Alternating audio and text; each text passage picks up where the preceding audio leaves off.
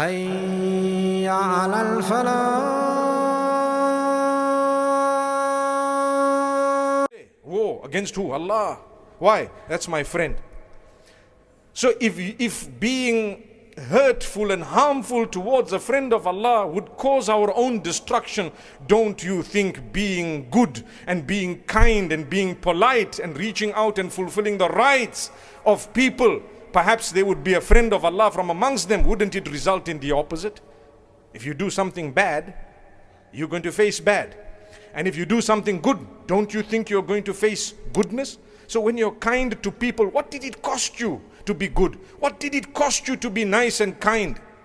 We lose our cool and we think we have the right. May Allah help us calm down. All of us, myself included, we all need a reminder from time to time to say, calm down, relax, speak to people with respect and understand that Allah is the greatest. Like I said moments ago, if something bad earns you a sin, the opposite of it, when it's good, will earn you a reward. I'll give you an example. Today, there is an officiation of a nikah after salah. Inshallah, we're all invited to attend. The hadith of the Prophet ﷺ, he says, "Fi budu'i ahadikum sadaqatan." He says, you know, when you fulfill your base desire in a halal way, you get a reward of a charity. The Sahaba were a little bit surprised, obviously, because people say, hey, I'm going to sleep with my wife basically and I'm getting a reward for it.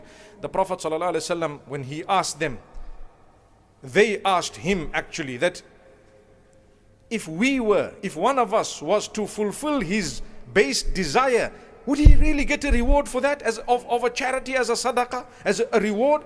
So the Prophet ﷺ said, do you see if someone did haram in terms of zina or adultery, would he earn a sin? They said, yes, he would. Well, if he earned a sin to do it in the wrong way, he would earn a reward to do it in the right way. Subhanallah. That's Allah.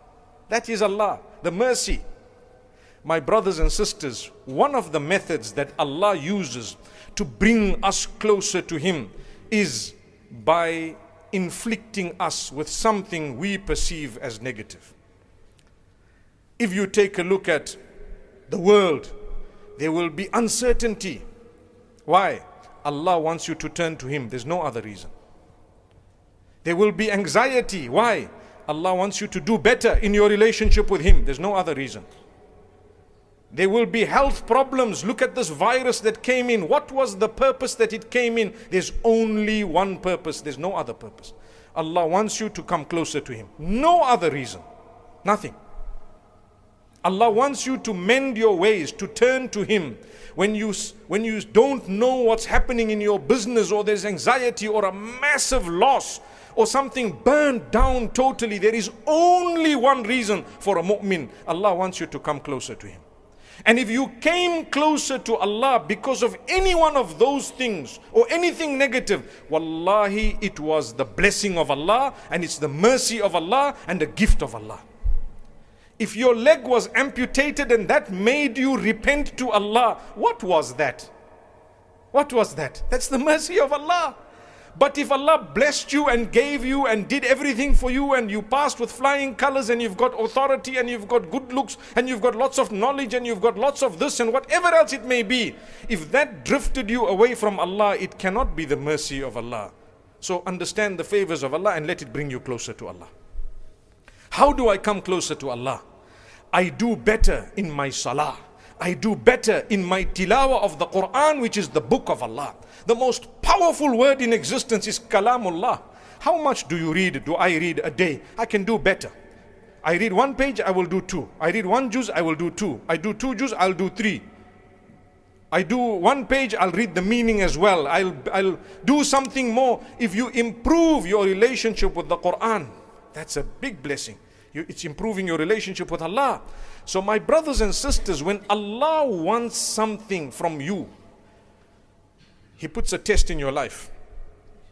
When He puts a test in your life, draw close. Don't worry. You're not the first person who is sick. You're not the first person who is ill. May Allah grant shifa to all those who are sick and ill. You're not the first person who is suffering the loss that you are suffering. No. There were millions before you and millions after you. You are one only to Allah. He loves you. He wants you to come. So naturally a mu'min who has some iman will then realize, you know what, I need to turn to Allah. Let me raise my hands for Allah. Let me make tawbah. Let me change my life. Let me do something better. This is Allah calling me, literally calling me through these issues. And I promise you, the doors begin to open one after the other. Never give up on dua. Nothing is impossible for Allah. Look at what Allah says in the Quran. He is the one who responds to the one in distress. Who is there besides Allah who will respond to the one in distress? I've known of people who were perhaps given a short time to live by medicine and the medical fraternity based on their experience. 6 years on and they are alive and healthy and well. Why? أَمَّن يُجِيبُ الْمُضْطَرَّ إِذَا دَعَاهُ وَيَكْشِفُ السُّوءَ وَيَجْعَلُكُمْ خُلَفَاءَ الْأَرْضِ. Who is there besides Allah who responds to the one in distress when he calls out? You are totally helpless and you say, oh Allah, there is nobody and nothing and not me and not any power on earth that can help me right now besides you, oh Allah. Allah says, I listen to that. I listen to that and I respond immediately. And He is the one who makes us inherit the earth. Allah says, Ilahum ma'allah. Is there any deity besides Allah? It's Allah alone. Allah alone. Qalilan ma tadhakkarun.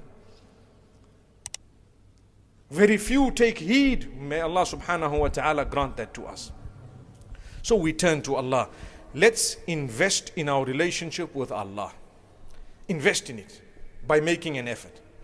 Salah is very important. I have found something. If you want your life to change, 5 salah. And you do it enthusiastically, happily, come a little bit early, fulfill your salah and go back.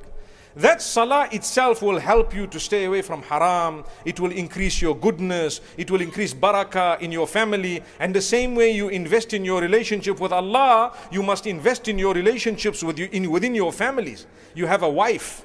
You have, for example, brothers and sisters, your parents, your children. You need to invest in the relationship, your time, your effort. You need to teach them a word of goodness, or you need to at least mention brilliant words. When you invest in a relationship, it will blossom, starting with Allah and then everyone else. Don't think I'm suddenly going to have a good relationship with my children or with my spouse when you barely talk to them. In the new generation, we have to speak some beautiful, sweet words to our spouses every day. If you don't, it's like a little qiyamah. Yes, you know how it is. The new generation, you have to talk. You have to say things because this is an age of social media. It has so many negatives, but it has positives too. But unfortunately, we're drowning in the negatives. That's a fact of life. And that's why we remind each other, invest in your relationship with Allah. Put away a little bit of this stuff. Talk to Allah. Communicate with Him. Fulfill your salah. Beautiful gift of Allah. And secondly and lastly, make an effort with the Quran. I said it already and I'm saying it again. Make an effort. You will find something amazing. تعرف إلى الله في الرخاء يعرفك في الشدة. I found this is something powerful. Get acquainted with Allah during your days of ease. Get close to Allah when nothing is wrong in your life. Everything is smooth sailing. Then go close to Allah. So what will happen? When the days are tough for you, Allah will come to you. Subhanallah. My worshipper, Yunus alayhi salam, it is reported that when he was down in the belly of the fish, in the darkness of the water, at the bottom, darkness, the angels were saying, oh Allah, the one who does your tasbih with a beautiful voice every day, today the same voice is calling from a totally different place seeking your help. What miracle happened? The fish spat him out. He came out. He was not even proper in terms of his skin and so on. Allah helped and he was cured and everything happened. Something impossible today, when you tell people, they might think this is a fairy tale. Wallahi, we have yaqeen. It happened. It is true. That's Allah. It's in the Quran. It's in the previous books too. Our version is the correct one. Why? Because Allah says there, فلولا أنه كان من المسبحين للبث في بطنه إلى يوم يبعثون. Had he not been from among those who constantly engaged in tasbih, he would have remained in the belly of the whale until forever. What does that mean? Because he was close to Allah during days of ease, at a time of difficulty and hardship, here's Allah. Allah throws his rope to you straight away. I guarantee you in your life and in mine, that is Allah. Inna wa'dallahi haqq. When Allah promises you something, there's no doubt. Yes, it's His timing, not yours. Thank you so much for listening to this short message. I pray that it has increased you in a little bit of motivation and hope. And the same applies to all of us. Jazakumullah khair. Assalamu alaikum wa rahmatullahi wa barakatuh.